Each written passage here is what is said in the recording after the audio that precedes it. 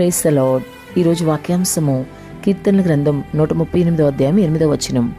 యెహోవా నా పక్షమున కార్యము సఫలము చేయను. ఆమేన్. ప్రభు ఈ వాక్య భాగం నుండి ఈరోజు మనతో ఏం మాట్లాడుతున్నారో చూద్దాం.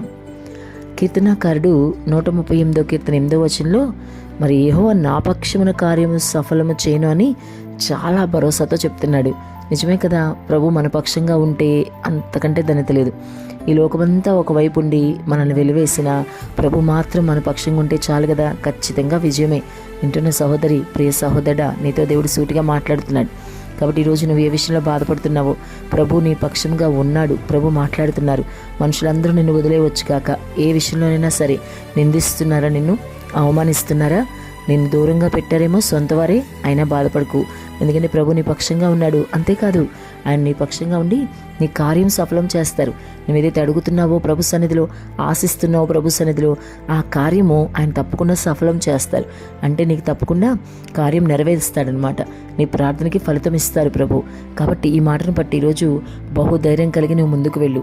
అది ఏ స్థితిలో నీవు ఉన్నా సరే, ఆత్మీయ స్థితిలో వెనుకబడి ఉన్నా, ఆర్థిక పరిస్థితిలో వెనుకబడి ఉన్నా, ప్రతి పరిస్థితిని మార్చగల సమర్థుడు నీ ప్రభువు. నీకున్న ప్రతి పరిస్థితిలో కూడా నీ ప్రభు నీ పక్షంగా ఉండి కార్యం చేస్తాడు. మళ్ళీ చెప్తున్నాను, నీ బంధువులు మిత్రులు అందరూ వదిలేసినా ప్రభు నిన్ను విడిచిపెట్టడు. నీ పక్షంగా ఆయన ఉంటాడు. ఖచ్చితంగా 100% నీకు విజయం ఇవ్వగల సమర్థుడు.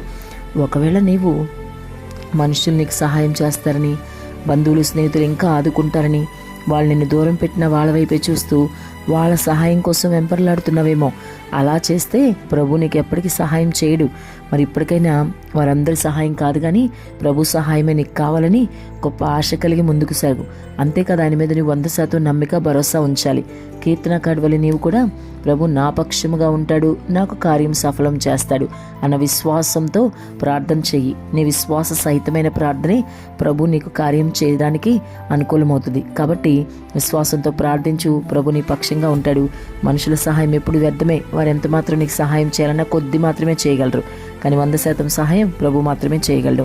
కాబట్టి ఏ విషయం ప్రభుని అడుగుతున్నావో ధైర్యం కలిగి ముందుకు వెళ్ళు. నీ కార్యం అతి త్వరలో ఆయన సఫలం చేయబోతున్నాడు. ఆయన నీ పక్షముగా ఉన్నాడు. ఆమేన్.